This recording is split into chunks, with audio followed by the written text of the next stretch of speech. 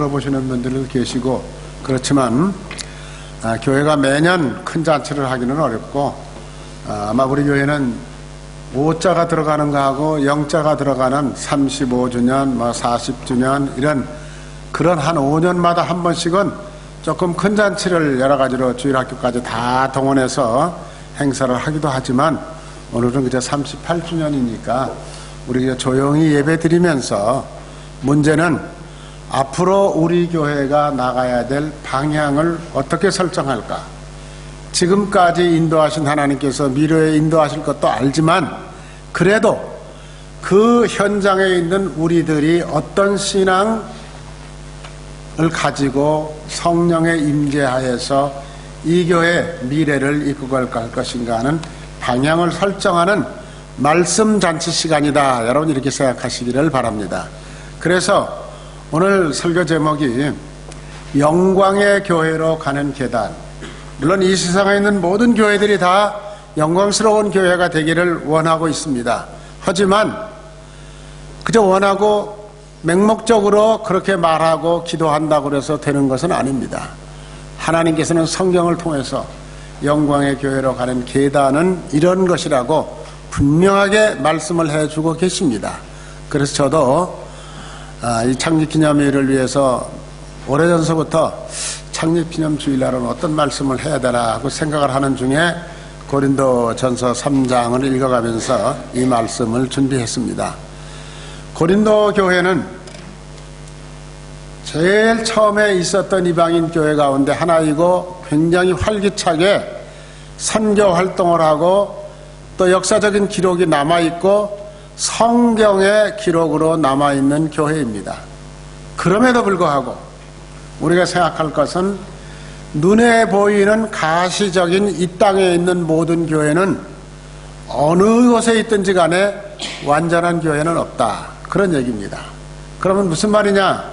왜 하나님의 교회가 완전하지 않냐? 이렇게 질문하실 수도 있지만 사람들이 모인 곳이고 교회의 주인은 예수님이시지만은 그 사람들의 성품이 다 다르기 때문에 교회 안에는 늘 분쟁이 있고 어려움이 도사리고 있고 한데 그 어려움의 과정을 극복해가는 속에서 교회는 날이 갈수록 성숙해져서 오늘날까지 왔습니다. 그런데 고린도 교회는 성경에 나타나 있는 대표적인 교회인데도 불구하고 문제가 참 많았습니다. 그래서 사도 바울은 이 고린도 교회의 문제를 어떻게 해결할 수 있을까? 내가 고린도 교회 교인들에게 너희들이 가지고 있는 문제를 해결하기 위해서 뭘 어떻게 하라고 권면하면 좋을까? 기도하는 중에 하나님의 성령의 인도하심을 받아서 고린도 전서와 후서를 기록했다고 합니다. 고린도 교회가 문제가 없는 교회였더라면 아마 이런 고린도 전서 후서는 우리 손에 들어오지 않았을런지도 모르지만 지금 현재로는 이 세상에 존재하는 모든 교회들이 크고 작은 문제를 앞에 놓고 고린도 전서와 후서를 보면서 자기네 교회의 문제를 진단하고 해결하는 방법을 찾아가는 것을 생각할 때 하나님이 얼마나 잘해주셨나 하는 것도 감사하게 생각해야 됩니다. 그러면 고린도 교회의 문제가 뭐냐? 왜 문제가 생겼느냐? 하는 것을 이제 원인을 우리가 한번 찾아보면 고린도 교인들은 그랬답니다. 고린도 교회에 지도자가 많았어요. 우리 교회는 지도자가 별로 많지 않은데 이 정도 사이즈가 되면 부목사님도 계셔야 되고 멜번 교회 같은 경우 여기가 비슷한데 부목사 2분이나 계시거든요. 근데 우리 교회는 부목사님 한 분도 안 계시죠. 또 전도사님들도 우리 장로님 기도하신 대로 각 부서별로 다 있어야 되는데 주일학교 아동부 담당 전도사, 그 다음에 청년부, KM 청년들, 또 중고등부, 그 다음에 교회 행정, 이은희 전도사 혼자 다 하고 있어요. 그러니까 만나 아플 수밖에 없어요. 너무 일이 많은 거죠. 분담을 해야 되는데 그런 게 안 되는데 고린도 교회는 지도자들이 굉장히 많았대요. 그런데 그 많은 지도자들이 많다가 보니까 사람들이 무슨 생각을 하느냐 그러면 나는 누가 좋아? 나는 이은희 전도사가 너무너무 좋아.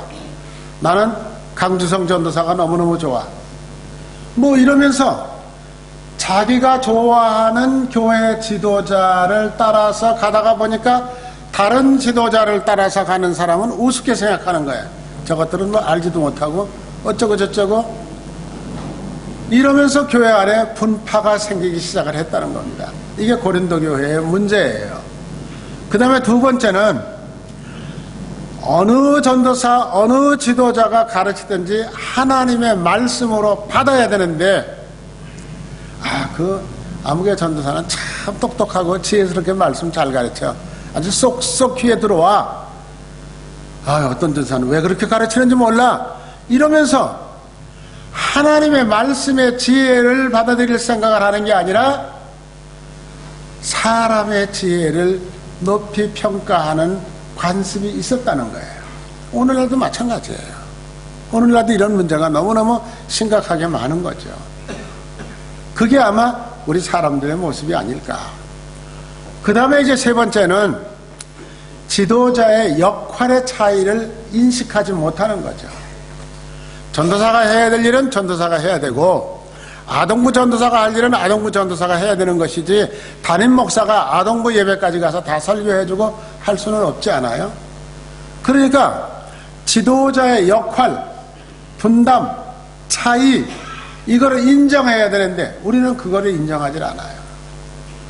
우리 한국교회 보면 부목사님들 가운데 정말 은혜스럽고 성령 충만하고 괜찮은 목사님들 참 많아요. 그런데 부목사이기 때문에 자기 역량을 발휘하지를 못해요. 그리고 우리 한국교회는 지금까지 관습적으로 그렇게 해왔어요. 교회 지도자는 부목사이든 원목사이든 그런 구별 둘 필요 없어요. 호주교회가 여러분들 참 좋은 점 좀 여기 왔으니까 배우세요. 우리 유나이팅 처치는 어떻게 해요? 부목사라는 제도 없어요. 그냥 풀타임이냐 파트타임이냐. 그래서 목사들끼리 다 동력 목사라는 말을 쓰고 있습니다. 같이 목회한다.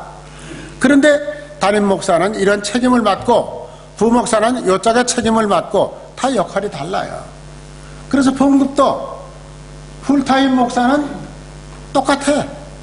나이가 많은 목사라 그래서 많이 주고 금방 들어온 목사라서 조금 주는 게 아니야. 얼마나 공평한지 몰라. 근데 한국은 관습적으로 오래되신 분들은 월급을 많이 드리고 또 금방 들어온 목사는 아니고 절반 정도만 드려도 괜찮고 이런 식으로 너무 쉽게 서열을 만들어버리는 거죠. 그런데 고린도 교회가 그런 일을 했다는 겁니다. 지도자의 차이성을 인정하지 않는다는 거죠. 역할을 인정하지 않는 거죠. 그리고 그런 식으로 교회 목사들을 대접했습니다. 여러분 부탁합니다. 우리 교회 교인들은 앞으로 부목사님이 어떤 분이 오실는지 모르지만 지금 부목사님이 오시기로 정해져 있습니다. 젊은 분입니다. 물론 저하고 비교해보면 제 아들보다도 훨씬 더 어려요. 하지만 또 여러분들 장모님들이나 어르신들이 볼 때는 뭐 손잡을 될는지도 몰라요. 그래도 목사는 목사입니다. 영적인 지도자입니다. 반말하시면 안 됩니다. 함부로 대하시면 안 됩니다. 그것은 하나님의 말씀을 지키지 않는 분들이 하는 행동입니다.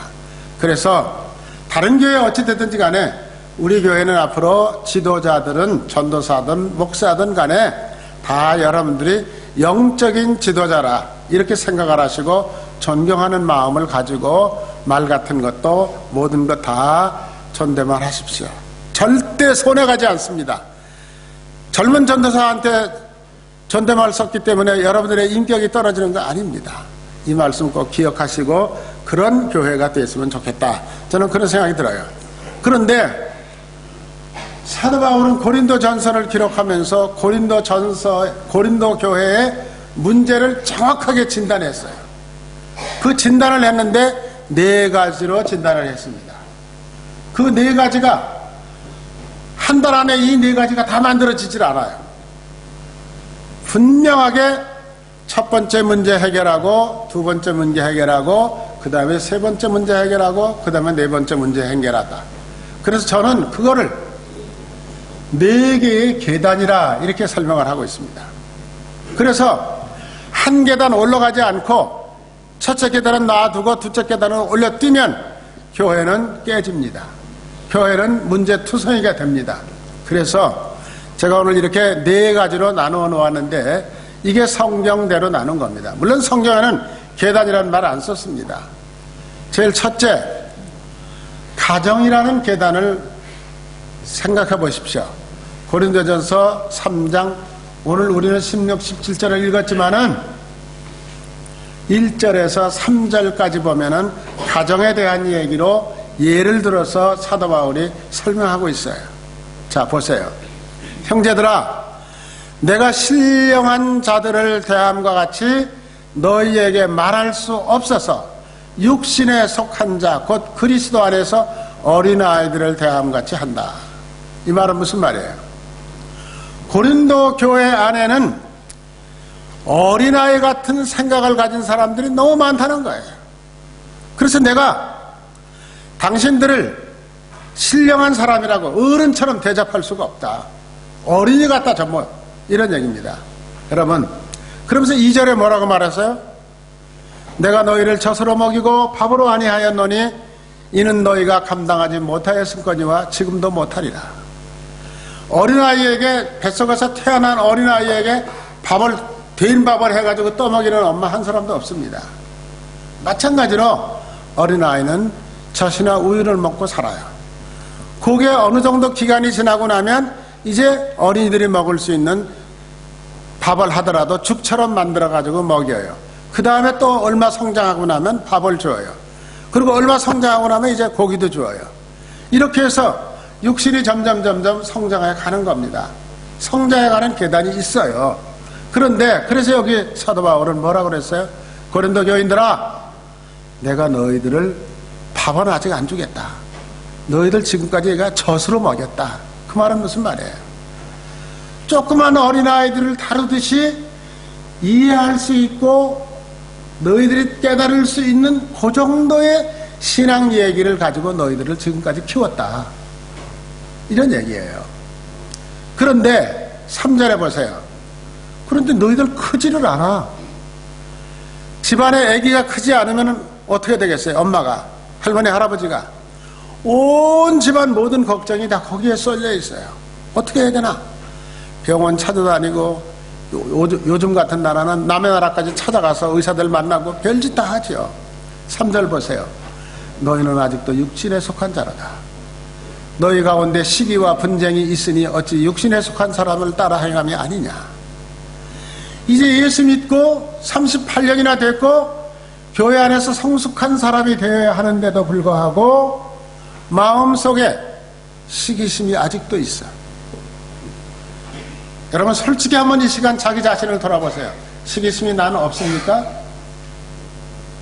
아직도 분쟁이 있어요. 분파를 만들려고 하는 생각이 있어요. 시드니 제일교회는 그저 하나여야 돼요. 그래서 나는 권장로님 판이다. 나는 누구 장로님 판이다. 이렇게 하면서 장로들을 따라서 분파를 만들려고 하는 생각들이 우리들에게 있다면 아직도 젖 먹는 어린아이예요. 성숙한 그리스도인이 아니라는 거예요. 자, 그러면서 사도 바울은 고린도 교회를 가정으로 비교하고 있습니다. 가정은 할아버지, 아까 사진 본 것처럼 할아버지 할머니 있고 엄마 아빠 있고 또 애기들이 있는 거죠. 그러니까 우리 교회도 딱 그와 똑같다는 거예요. 이 안에 지금 여러분들은 다 성인들만 이 자리에 모였어요. 그렇지만은 영적으로 보면은 아직도 젖만 먹는 어린이들이 이 가운데 많다는 거예요. 그 다음에 이제 어린이를 조금 벗어나서 밥을 먹어도 그런 대로 소화시킬 수 있는 그런 교인들도 좀 있어요. 그리고 이제는 성숙하게 육체도 건강하게 자랐고 생각도 자랐고 믿음도 자라고 모든 것을 성령 충만한 가운데서 교회를 바라다보는 시기, 질투, 분쟁 전혀 생각하지 않고 하나님의 교회만을 사랑하며 생각하는 성숙한 어른들도 계셔요. 이게 우리 교회의 지금 모습이에요. 고린도 교회의 모습이 그렇고 이 세상에 있는 모든 교회들은 다 그렇다는 거예요. 그런데 가정에 어린이들이 많다는 것은 축복이에요.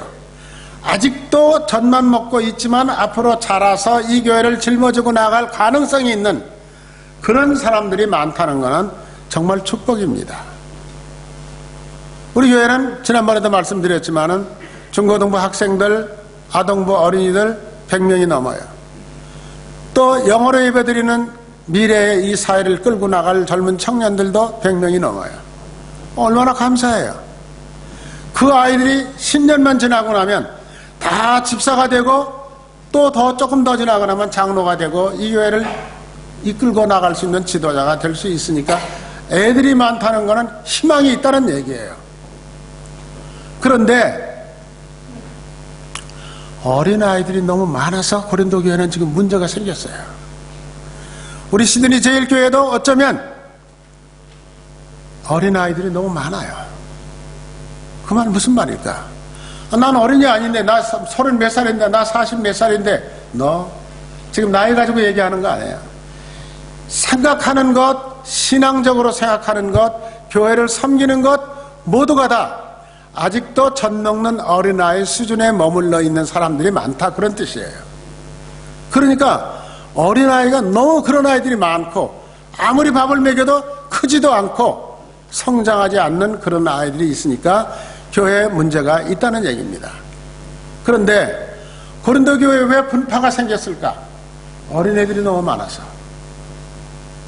영적으로 볼 때는 어린이는 어린이다워야 되고 어른은 어른다워야 되고 또 어린이는 1년 전에는 그랬지만은 2년 3년 지나면서 성숙하게 바뀌어 가야 되는데 성장하지 않고 부모님 속삭이는 어린이들이 너무 많다는 거예요. 그 말을 다른 말로 바꿔 말하면 믿음이 성장하지 않고 하나님의 근심 걱정거리가 되는 어린이 같은 교인들이 우리 교회에 있다는 거예요. 그럼 내가 아닐까? 한번 다 스스로 질문해 보세요. 나는 정말 성숙한 성령의 인도하심을 받는 교인인가? 아니라면, 내가 아직도 어린이 같은 믿음이라면 나는 미래의 이 교회 안에서 어떻게 믿음을 키워갈 수 있을까?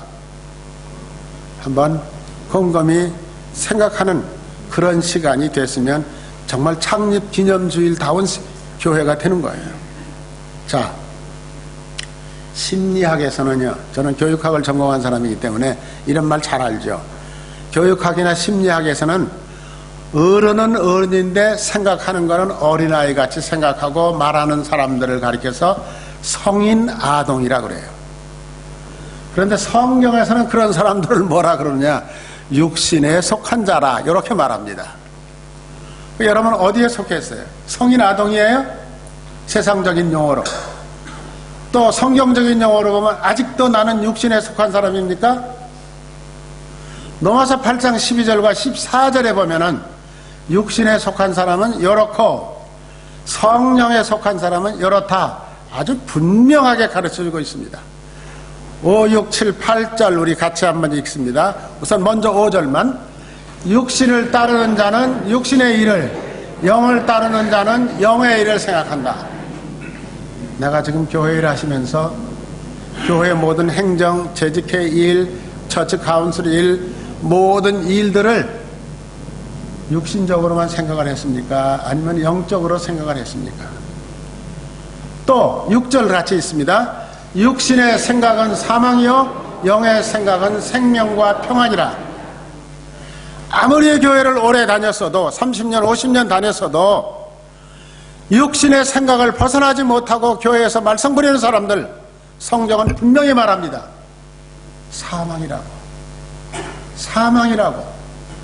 나중에 또 나와요. 오늘 아까 읽은 우리 성경 본문 17절에 뭐라고 그랬어요? 하나님이 멸하신다고 그랬어요. 우리 울타리 안에 들어와 있기 때문에 하나님이 다 이쁘게 봐주시는 거 아니에요. 성경은 분명히 네가 육신적으로 생각하면서 사느냐, 영적으로 성령 충만함을 받아서 교회를 생각하느냐 하는 게 초점이에요. 그 다음에 7절 보세요. 육신의 생각은 하나님과 원수가 되나니 이는 하나님의 법에 굴복하지 아니할 뿐만 아니라 할 수도 없는 사람. 8절 육신에 있는 자들은 하나님을 기쁘시게 할 수 없는 사람. 다 아주 이거 제 얘기 아니에요. 아니 목사가 나들으라고 저런 소리를 하나? 이렇게 생각하실 필요 하나도 없어요. 성경 말씀이에요. 로마서 8장에 있는 말씀이에요. 자, 고린도전서 13장 11절에 보면은 이런 말이 있어요. 내가 어렸을 때에는 말하는 것이 어린이 같았고 깨닫는 것이 어린이 같았고 생각하는 것이 어린이 같다가 장성한 사람이 되어서 어린아이의 일을 버렸다 그랬어요. 이 말 무슨 말 다 아시죠? 제가 설명할 필요가 있을까요? 교회는 30년 다니셨는데 아직도 내 마음속에 교회를 바라다보는 눈, 교회를 생각하는 모든 것은 아직도 어린아이 같다는 거예요. 그런데 내가 이제 성숙한 성령 체험한 사람이 되고 회개하고 새 사람이 되어서부터는 어린아이 시절에 생각하던 거 다 내버렸다는 거예요. 아멘. 우리가 다 이렇게 돼야 돼요. 창립기념일 예배를 거창하게 드리고 뭐 많이 행사를 하는 게 중요한 게 아니라 정말 나는 앞으로 39년, 40년, 50년, 100년 가야 될 이 교회를 짊어지고 나갈 내가 어떤 신앙 자세를 가져야 될까? 어린아이 같으면 될까? 어른이 되어야 되나? 청년이 되어야 되나? 그러면 생각해 보세요. 여러분, 제가 분명하게 여러 차례 말씀을 드립니다. 예수 믿고 변화가 일어나야 됩니다. 나의 삶이 변화해야 돼요. 나의 말하는 말투가 변화해야 돼요. 내가 변함으로 인해서 가정이 변화해야 됩니다. 그리고 내가 변함으로 인해서 교회가 변화가 일어나야 돼요. 변하지 않는 사람, 어린아이 수준에 만날 머물러 있는 사람은 부모님 속썩이는 사람이고 하나님 아버지 걱정, 근심 끼쳐드리는 사람이에요. 우리 예수 믿으면서 하나님 걱정 끼쳐드리는 사람이 돼서 되겠어요? 안 되잖아요.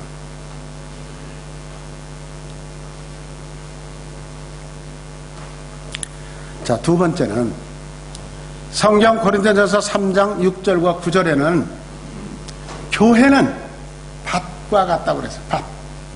논밭. 좀 고상한 말로 하면 농장 같다고 그래서 교회는.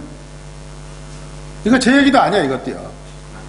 물론 그 고린도전서 3장 6절 9절에 논이라는 말, 밭이라는 말, 농장이라는 말 한마디도 없어요. 그렇지만은 이렇게 얘기할 수 있다는 거죠. 자, 농사 얼마나 잘 됐습니까? 참 논이 누렇게 익어가지고 정말 벼가 타작할 일만 남았고 힘들었지만은 저걸 바라다 보면서 우리는 흐뭇하게 기쁨을 느낄 수 있지 않아요? 자, 보세요. 6절, 7절, 8절, 9절 보세요. 나는 심었고 아볼로는 물을 주었을 때 오직 자라나는 것은 하나님께서 하셨다. 그런즉 심는 이나 물 주는 이는 아무것도 아니고 오직 자라나게 하시는 분은 하나님이시다. 심는 이와 물 주는 이가 한 가지다. 이 말이 중요해요. 심는 이와 물 주는 이가 한 가지다. 그리고 9절에 우리는 하나님의 동역자다. 자, 여러분 보세요. 농장에서 밭에서 일을 합니다. 한국의 농촌에 가면 품앗이라는 게 있어요. 오늘은 우리 김씨 집에 못 심는 일을 다 같이 가서 하자. 그러면 그날은 자기 집 일 다 제쳐놓고 그 집에 가서 같이 해요. 같이 하면 아주 크게 효과가 쑥쑥 올라와요. 근데 그 같이 일하러 가가지고 김씨 당신은 모두 심을 줄 모르면서 뭐 하러 왔어? 이러는 사람이 있으면 거기 그 판은 깨지는 거예요.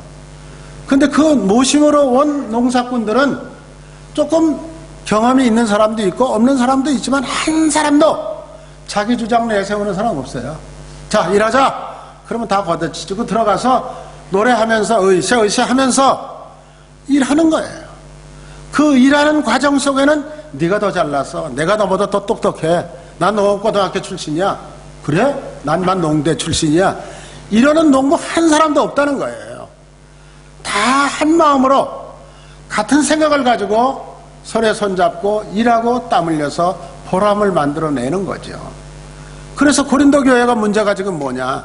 나는 아볼로파다, 나는 바울파다 이래가지고 갈라지는데 여기 사도 바울이 뭐라 그랬어요? 사도 바울이 하는 얘기야. 바울 나는 씨를 심었다. 아볼로는 물을 주었다. 그렇지만 크게 하시는 분은 하나님이시다. 그러니까 우리는 뭐해? 우리는 아무것도 아니라는 거예요. 우리는 그냥 일꾼이야. 물 주는 사람이나 씨를 심는 사람이나 피를 뽑아주는 사람이나 다 똑같아요. 우리는 그냥 일꾼이야. 그 말을 밑에 구절에서 뭐라 그랬어요? 동역자라고 그랬어요. 여러분은 시드니 제1교회 미래에 다 똑같은 입장에서 우열을 가리지 말고 동역자가 되시기를 주의 이름으로 부탁드립니다. 그렇게 할 때 농사가 잘 돼요. 그렇게 할 때 교회가 교회 구실을 하게 되는 것입니다. 우열을 가릴 필요 하나도 없습니다. 자, 이 성경 말씀 안에서 우리가 생각해야 되는 것은 교회는 어우러져서 함께 손잡고 일하는 것이다. 다양한 은사와 재능과 공부한 배경이 다 다르지만은 그냥 함께 어울려서 일하는 거예요. 그게 농사꾼들의 모습인 것처럼 우리 교회는 앞으로 누구는 뭐 어느 대학 나왔대 뭐저거 그거 생각할 필요 하나도 없어요. 그냥 하나님이 필요해서 이 교회 일꾼으로 나를 불러서 여기 앉혀주신 거야. 그것만 생각하세요. 단순하게. 그럼 난 일하면 돼. 다른 사람들 쑥덕거리거나 말거나 그거 기다리면 들을 필요도 별로 없어. 왜? 내가 성실하게 다른 사람 비판하지 않고 일하면 쑥덕거림 받을 필요도 없고 그렇게 하더라도 거기 얽매일 필요도 없어요. 진리를 알지니 너희가 진리 안에서 자유하리라 그랬습니다. 이 말씀이 여러분들을 이끌고 가는 원동력이 되시기를 바랍니다. 그 다음에 동역자라는 말을 썼어요. 동역자. 바울은 지금 설교해요. 아볼로는 성경 공부반 만들어가지고 성경 가르쳐요. 설교하는 사람은 더 괜찮은 사람이고 성경 가르치는 사람은 별 볼 일 없는 사람 아니에요. 함께 일하는 동역자라는 말을 우리가 귀담아 들을 필요가 있습니다. 빌립보서 2장 3절 4절 말씀 우리 같이 한번 읽습니다. 아무 일에든지 다툼이나 허용으로 하지 말고 오직 겸손한 마음으로 각각 자기보다 남을 낮게 여기고 각각 자기 일을 돌볼 뿐더러 또한 각각 자기 사람들의 일을 돌보아 나의 기쁨을 충분하게 하라. 하나님이 기뻐하시는 건 뭐예요? 다른 사람 무시하는 거 하나님 제일 싫어하셔요. 하나님이 기뻐하시는 건 뭐예요? 다른 사람들이 나보다 낫다. 저 사람 하고 있는 일은 내 보기에는 마땅치 않지만은 하나님 보시기에는 괜찮을 거야. 내 생각하고 조금 다를 뿐이야.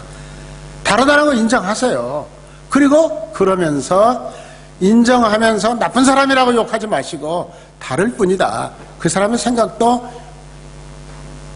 이유가 있다. 일리가 있다. 우리 그런 말 하잖아. 일리가 있다. 그래서 그렇게 서로 이해하고 높여주고 도우면서 일하는 것을 통해서 하나님의 기뻐하심이 충만하게 된다는 거죠. 하나님만 기뻐하셔요?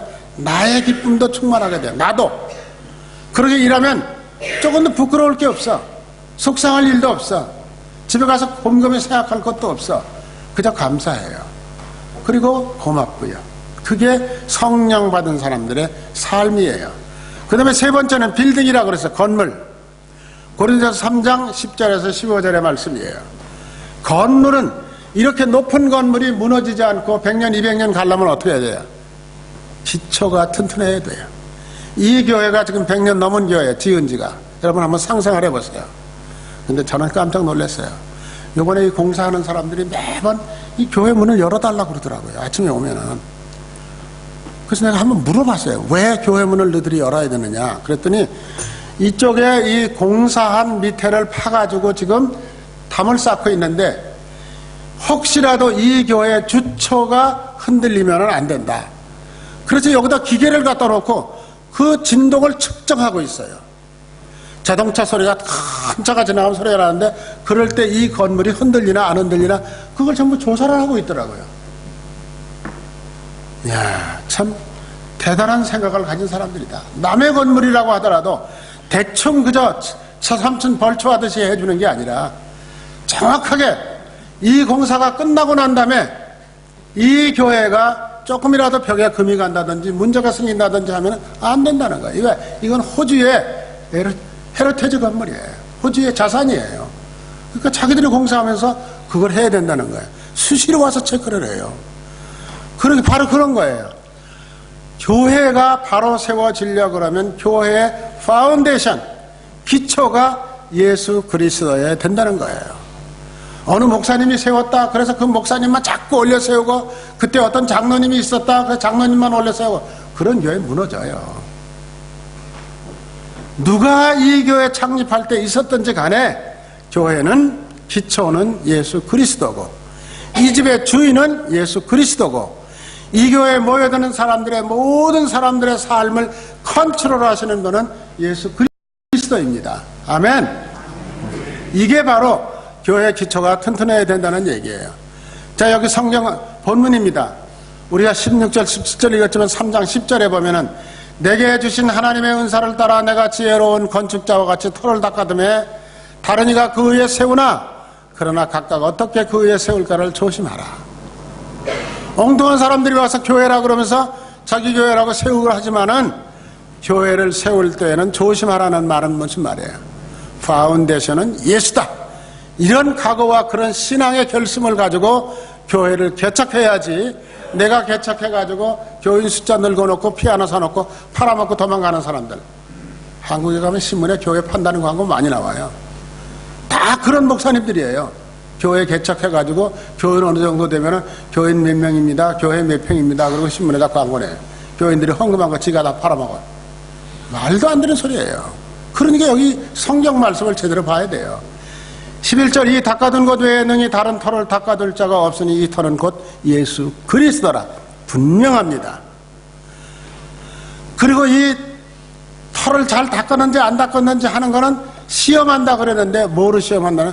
불로 시험한다고 그랬어요. 불을 놔서 다 타버리면 그거는 집으로 지은 집이다, 허술하게 지은 집이다. 그러나 불 가운데서도 견뎌내면 그거는 하나님이 상 받을 만한 집이다, 그런 얘기예요. 그게 무슨 말이에요? 교회가 있다가 없어지는 교회도 참 많습니다. 아까 말씀드린 대로 교회를 잘 짓고 필요한 모든 거 다 사놓고 팔아먹고 가는 사람들, 그것도 없어지는 거하고 똑같은 거예요. 또 교회를 그렇게 처갓집 돈까지 끌어다가 몇백억씩 만들어가지고 교회 사서 담임 목사 하는 사람들도 많아요. 그게 올바른 교회 아니에요. 예수 그리스도의 터 위에 세워지는 그런 교회가 돼야 된다, 그런 얘기입니다. 그 다음에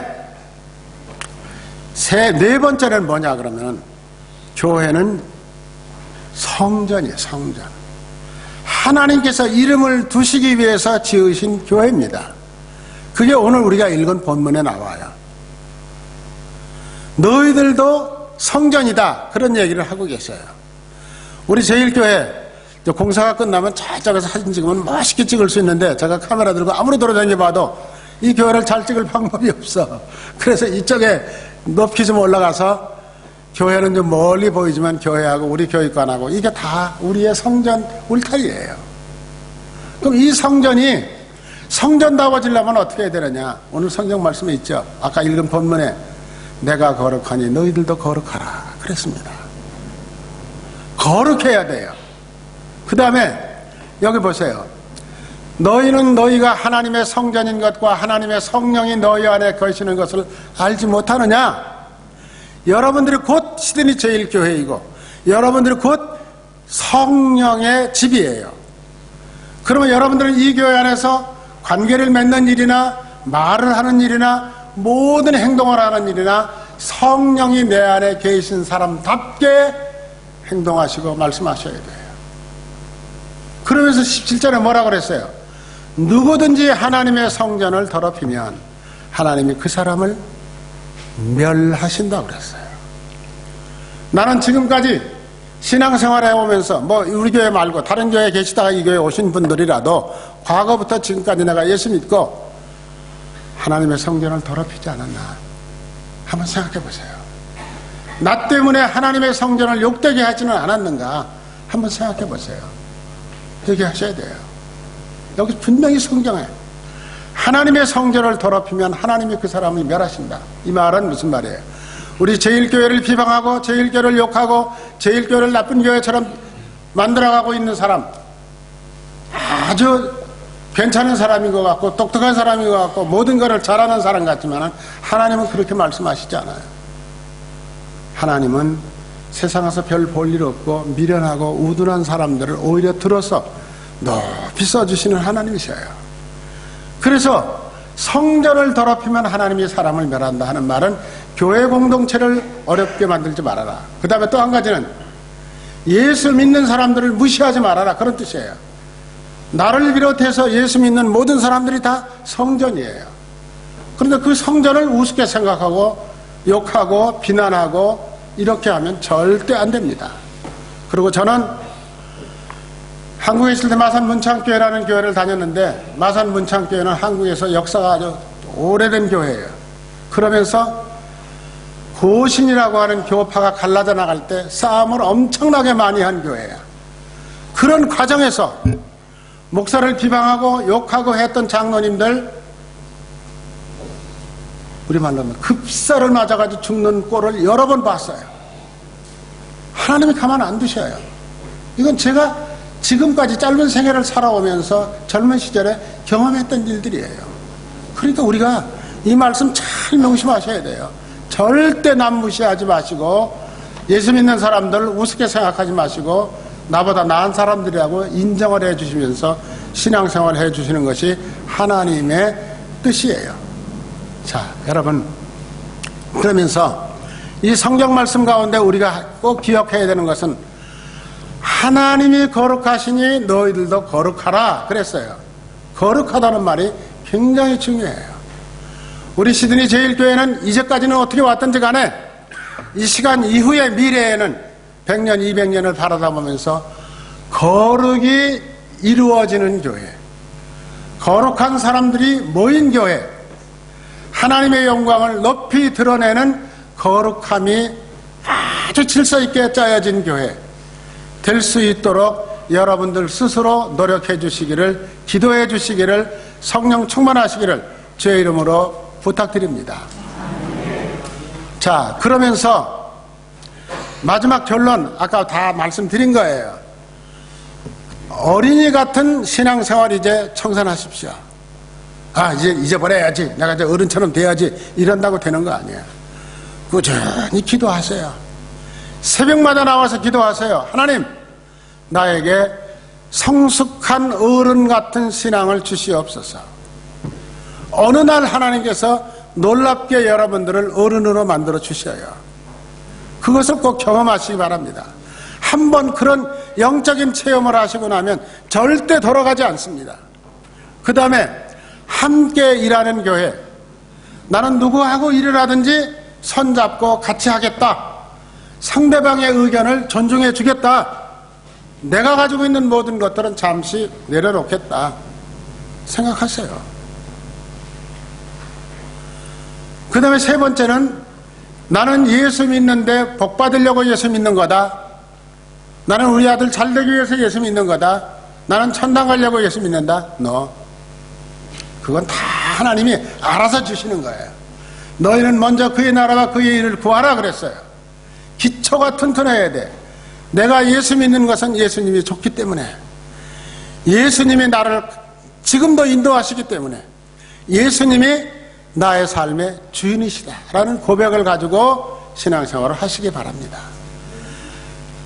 그 다음에 내가 믿는 교회, 나의 삶, 거룩함으로 채워야 되겠다. 여러분 꼭 결심하시고 이렇게 기도하시면서 교회 나와주시고, 또 이제 부탁드리는 것은 오늘 특별한 행사는 없지만 오후 예배도 교회 창립과 관련된 말씀을 제가 드리려고 그래요. 그러니까 오늘은 점심 잡수시고 아주 바쁘시지 않으시면 오후 예배도 꼭 많이 참석해 주시기를 부탁을 드립니다. 그러면서 우리가 한 가지 기억해야 될 건, 이거는 역사적인 사실이니까 그냥 참고로 알려드려요. 우리 시드니 안에 지금 교회가 잘 모르지만 한 300개 정도 된대요. 제가 크리스찬 리뷰에다 물어봤거든요. 그런데 그 가운데서 제일 먼저 생긴 교회가 1974년 9월 8일에 유어 스트라스필드 아래에 있는 시드니 한인연합교회예요.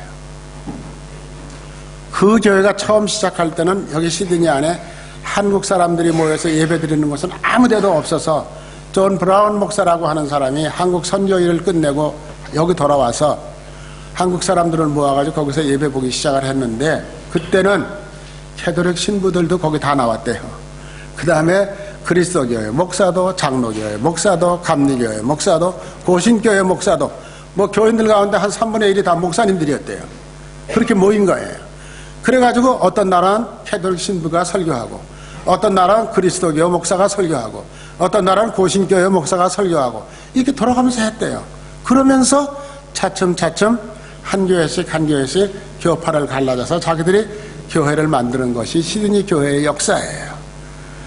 그리고 그렇게 모여서 예배를 드리던 분들이 어윤광 목사님이라는 사람은 그리스도교회에서 오신 목사님인데 그리스도교회를 1977년 11월 27일 날 갈라져 나가서 그리스도교회라고 세웠어요. 근데 우리 한국에는 그리스도교회라는 게 별로 없어요. 그러다 보니까 뭐 교인들도 별로 없고 그냥 그래도 그 목사님 참 신실하게 목회 잘 하셔가지고 지금은 수정교회의 원로 목사님이 되셨어요. 이름을 바뀌었어요. 수정교회라고. 처음에는 그리스도교회. 그 다음에 이제 없어진 교회도 있대요. 금방 생겼다가 김선일 목사님이라는 사람이 또 교회를 만들었는데 얼마 있다가 또 없어져 버렸어요. 그리고 이제 세 번째가 1979년 1월 9일 날 순복음교회가 생겼어요. 세 번째가요. 그 다음에 이제 네 번째가 우리 시드니 제일교회입니다. 여러분 이거 굉장히 자부심 가지셔야 돼요. 네 번째 생긴 교회 1980년 6월 15일. 그 다음에 다섯 번째가 시드니 중앙장로회, 그 다음 이듬해 81년 4월 19일 날 창립을 했어요. 그런데 우리 시드니 제일교회 창립 배경을 여러분 조금 아시는 게 좋아요. 시간이 조금 갔지만 오늘 특별한 주일이니까 우리 한번 조금만 말씀드릴게요. 시드니 제일교회가 만들어지고 난 다음에 한국 사람으로서 이 교회를 담임 목사를 맡길 만한 사람이 없었어요. 그런데 월남전쟁이 그해 끝이 났습니다. 그 전년도에. 월남전쟁이 끝나고 난 다음에 한국의 목사님 가운데 한 분이 군종 목사님이죠. 군대 목사님이 포로로 잡혀서 공산체하에 붙들려 있었어요. 근데 한국 교회에서는 거기서 전쟁한 나라잖아요. 우리가 졌잖아요. 우리가 보낸 군인들이 포로로 잡혔는데 우리나라가 무슨 재주를 그걸 꺼내요? 못 꺼내는 거죠. 그래서 그 목사님이 기독교 장로교 목사님이었는데 한국 기독교 장로교에서 호주 정부에다가 부탁을 했어요. 호주 너희 나라는 아무 나라하고도 적대 관계가 없는 나라니까 너희 나라가 베트공하고 좀 교섭을 해가지고 이 목사님 갇혀있는 사람을 좀 불러내달라. 그래서 호주 정부는 유나이팅 처치에다가 얘기를 한 거죠. 유나이팅 처치 너희들이 이 문제를 좀 해결하면 좋겠다. 그래서 존 브라운 목사님이 월남 가가지고 월남 정부하고 교섭을 해가지고 김상우 목사님이라는 분이 거기 포로 잡혀있던 분을 호주로 데리고 왔어요. 그래서 그분에게 이 교회를 맡긴 거예요. 여기 안에 있는 스트라스burg 연합교회를. 그러다 보니까 이제 뭐 사망한 사람들이 교회는 하나밖에 없으니까 뭐 캐톨릭 교인까지 다 모여들어서 같이 예배를 드리다가 이렇게 갈라졌는데 문제는 김상호 목사님이라는 분이 기장교회 목사님이에요. 지금도 한국 기장교회는요 목사님들이 포도주도 마시고 술도 잡수시고 그러시는 분들이 참 많아요. 좀 앞서가는 교회라고 생각하는 거예요.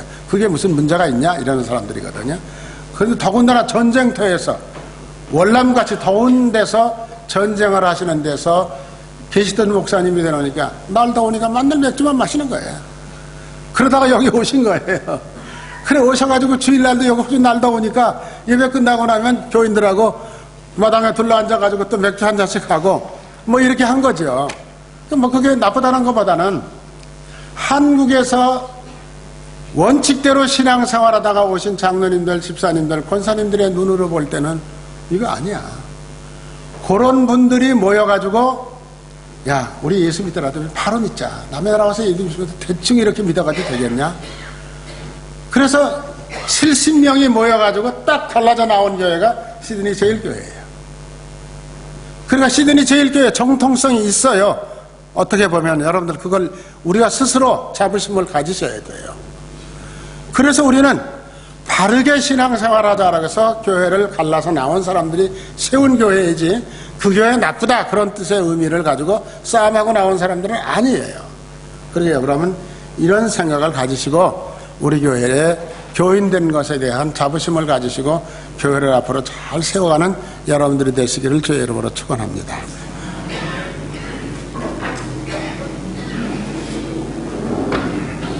찬송 그다음.